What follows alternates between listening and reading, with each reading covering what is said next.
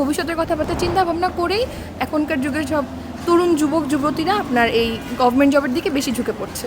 সামাজিক গ্রহণযোগ্যতার দিক থেকে যেমন আপনার বিয়ে শাদীর ক্ষেত্রেও দেখা যায় যে সরকারি চাকরিকে প্রাধান্য দেওয়া হয়। একটা আত্মীয় স্বজনেরও একটা চাপ পড়ে, একটা বাড়তি চাপ আসে যে এখানে গেলে চাকরি করতে হবে এবং সরকারি চাকরি পেতে হবে। এর জন্য আমার মনে হয় যে তারা আগে থেকেই এদিকে ঝুঁকছে। এখানে নিরাপত্তার বিষয়টা জড়িত, আর বেসরকারি চাকরিতে আমরা সেই জিনিসটা দেখতে পাই না।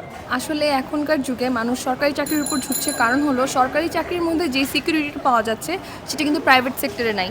এই কিছু বছর আগে যে আমরা প্যান্ডামিকটা দেখলাম, করোনার যে ফেজটা গেল, সেই ফেজের মধ্যে আমরা কি অবজার্ভ করলাম যে যারা অনেক বছর আপনি একটা প্রাইভেট সেক্টরে তারা সার্ভিস দিচ্ছে, আউট অফ নোওয়্যার তাদের জব চলে যাচ্ছে, তারা কোনো ফ্যাসিলিটিস পাচ্ছে না। যখন কোম্পানি আপনার তাদেরকে তাদের মান্থলি স্যালারিটা দিতে অক্ষম বা কোনোভাবে দিতে পারছে না, তাও কিন্তু কোম্পানি তখন কী করছে, তাদেরকে এরকম করে ছাঁটাই করে দিচ্ছে, যেটা আপনার গভর্নমেন্ট জবে হচ্ছে না। গভর্নমেন্ট জবে কী হচ্ছে, যারা প্যান্ডামিক এই টাইমটার মধ্যে কাজ করেছে তাদের কিন্তু এক্সট্রা বেনিফিটস দিয়েছে, পাশাপাশি তাদেরকে বিভিন্ন ধরনের ভাতা দিয়েছে, তাদেরকে চিকিৎসা ভাতা দিয়েছে, ইভেন তাদেরকে ঘরের যে গ্রোসারিজগুলো সেগুলো যারা কিনতে পারে নাই বা তাদের সমস্যা ছিল তাদেরকে সেই ধরনের সুবিধা দেওয়া হয়েছে।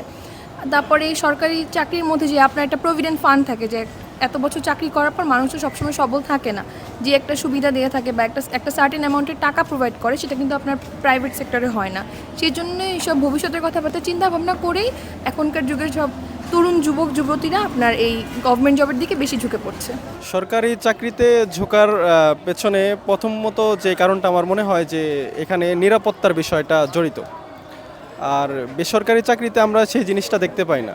সরকারি চাকরিতে দেখা যায় যে একটা নির্দিষ্ট সিলেবাসে পড়াশোনা করার মাধ্যমে, যদিও এটা অনেক প্রতিযোগিতাপূর্ণ, কিন্তু একটা নির্দিষ্ট সিলেবাসে ভর্তি করার মাধ্যমে একটা সিলেবাস কাভার করার মাধ্যমে দেখা যাচ্ছে যে চাকরি পরীক্ষা, যেগুলো প্রতিযোগিতাপূর্ণ চাকরি পরীক্ষা হয়, সেগুলোতে সে রিক্রুট হচ্ছে।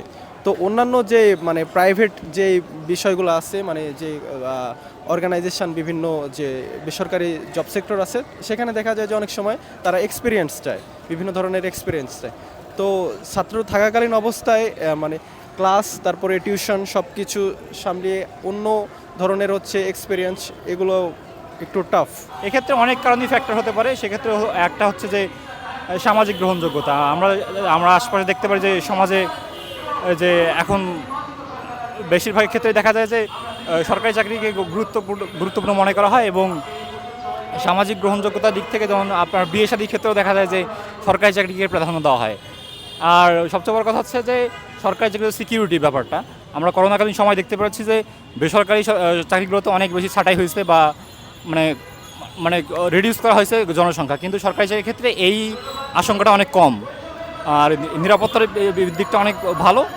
আর বর্তমান সময়ে আরেকটা বিষয় লক্ষ্য করা যায়, আসলে অধিক অর্থের একটা যে প্রবণতা, এক্ষেত্রেও সরকারি চাকরির ক্ষেত্রে যুব সমাজের একটা ভালো একটা ইন্টেনশন দেখা যায়, এই আর কি। আমার যেটা মনে হয় যে ছোটোবেলা থেকেই যে একটা যে চাকরি করতে হবে, যে ছোটোবেলা থেকেই যে ঢাকা বিশ্ববিদ্যালয়ে গেলে একটা আত্মীয় স্বজনেরও একটা চাপ পড়ে, একটা বাড়তি চাপ আসে যে এখানে গেলে চাকরি করতে হবে এবং সরকারি চাকরি পেতে হবে। এর জন্য আমার মনে হয় যে তারা আগে থেকেই এদিকে ঝুঁকছে। আর যেহেতু বিশেষ পরীক্ষা 1 বছর 2 বছর এরকম দেখা যাচ্ছে যে 2-1 বছরে পড়াশোনা করলেও কভার করা যাচ্ছে, শুধু বিশেষ না, যে কোনো সরকারি পরীক্ষাতেই। তো আমার মনে হয় এর জন্য তারা দেখা যাচ্ছে যে ডিপার্টমেন্টের পড়াটাকে সাইডে রেখে এই পড়াটার প্রতি বেশি ফোকাস করছে।